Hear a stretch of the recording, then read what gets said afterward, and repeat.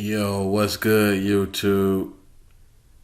I want to talk about Terence Crawford, and there's rumors out there saying that he may want to move up to challenge the Charlo Castano winner for undisputed, seeing that he is the WBO champion and he can use the WBO to move up a weight division and mandate whoever has the WBO belt to fight him, as he did, moving from 140 to 147. See, but my thing about this is maybe this is assuming if he can't get the negotiations right for Errol Spence, saying that Errol Spence believe he deserves 60-40, Bud believe he deserves 50-50, and the promotional company never offered him anything and say that they don't know what to offer him. But maybe I'm assuming since Jermell Charlo gets paid less money than Errol Spence, maybe that'll be an easier thing for PBC to negotiate.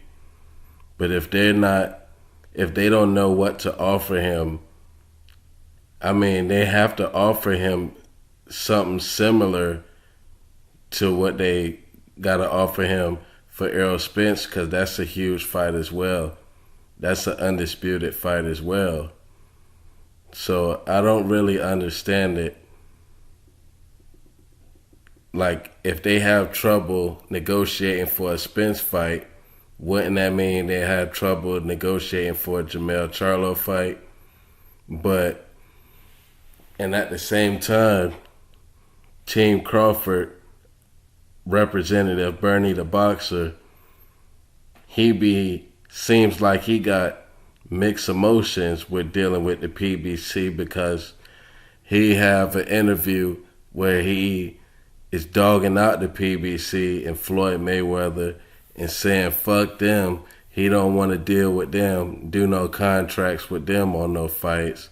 And then when I heard him on Blue Blood, he was like, oh, they say they don't know what to offer Bud. You got to sit down and talk to the man. Like, he really don't know what to do, to be honest, like that. And I'm not saying that he makes decisions for Bud, but it's not like Bud stopping him from saying anything that he says. So maybe that is like a mutual feeling in Bud's camp.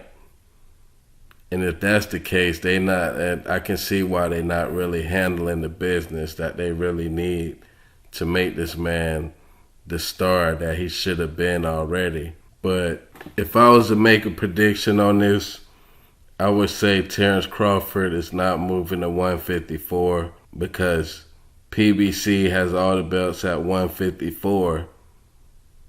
So you're going to have to deal with them regardless, and they don't seem like they're close to dealing with each other or negotiating on any fights, Errol Spence or anything like Jermell Charlo. But I hope some of these fights get made.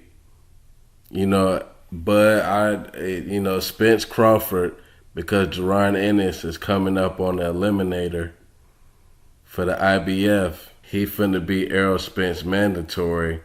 See, that's how these big fights be getting blown up and never happen, because they go to taking fights, and then somebody ends up with a dangerous ass mandatory and end up losing.